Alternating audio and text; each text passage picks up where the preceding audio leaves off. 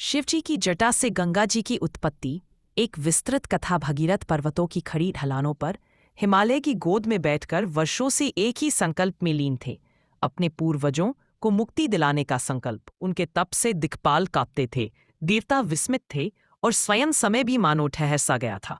आखिरकार ब्रह्मा जी उनके तप से प्रसन्न हुए और उनके सामने प्रकट हुए। वत्स भगीरथ, तुम्हारी भावना पवित्र है, मैं गंगा को पृथ्वी पर भेजने के लिए तैयार हूं।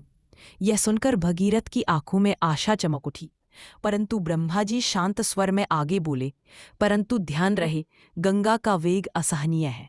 यदि वह सीधे पृथ्वी पर उतरी तो धरती उसका भार सह नहीं पाएगी। उसे कोई ऐसा आधार चाहिए जो उसके प्रचंड प्रवाह को थाम सके। भगीरथ ने विनम्रता से पूछा, भगवन, कौन है जो इतना सामर्थ्यवान है? ब्रह्मा जी मुस्कुराए, केवल देवादिदेव महादेव, वही गंगा को धारण कर सकते हैं। यह सुनकर भगीरथ तुरंत कैलाश की ओर चल पड़े। लंबी यात्रा, ऊंचे पहाड़, ठंडी हवाएं, पर उनके संकल्प को कोई रोक नहीं सका। अंततः वे महादेव की ध्यानमग्न मुद्रा के सामने पहुंचे। उन्होंने प्रणाम किया और अपनी विनती रखी, प्रभो, मेरे पूर्वजों की मुक्ति गंगा के पृथ्वी पर अवतरण से ही संभव है, परंतु उनके जलधार को संभालने में केवल आप ही समर्थ हैं। कृपा कर गंगा को अपनी जटाओं में धारण कीजिए। शिवजी ने धीरे से आंखें खोली। उनकी दृष्टि में शांति भी थी और अपार करुणा भी। भगीरथ, तुम्हारा संकल्प लोक मंगल के लिए है, मैं तुम्हारी सहायता अवश्य करूंगा। इधर देवलोक में गंगा ये सुनकर उत्साहित भी थीं और थोड़ी अभिमानी भी। मैं इतनी महान और पवित्र धारा हूं, क्या धरती मेरा भार न सह सकेगी? चलो, मैं अपनी पूरी शक्ति के साथ उतरती हूं। ऐसा कहकर उन्होंने आकाश से पृथ्वी की ओर तेज गर्जना के साथ अवतरण आरंभ किया। उनका वेग इतना प्रचंड था कि मानो आकाश स्वयं फटकर धरती पर गिर रहा हो। परंतु तभी महादेव ने मुस्कुराते हुए अपनी विशाल जटाओं को खोला।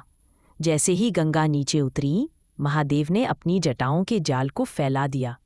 गंगा की धाराएं उनमें उलझ गईं, विभक्त हो गईं और पूरा प्रवाह शांत हो गया। गंगा ने सोचा था कि वह सीधे पृथ्वी पर उतरकर अपना सामर्थ्य दिखाएंगी, पर जब उन्हें जटाओं में फंसी हुई प्रतीत हुई, तब उन्हें अपने अहंकार का एहसास हुआ। हे नीलकंठ, मुझे मुक्त कीजिए, मैं पृथ्वी पर जाना चाहती हूँ।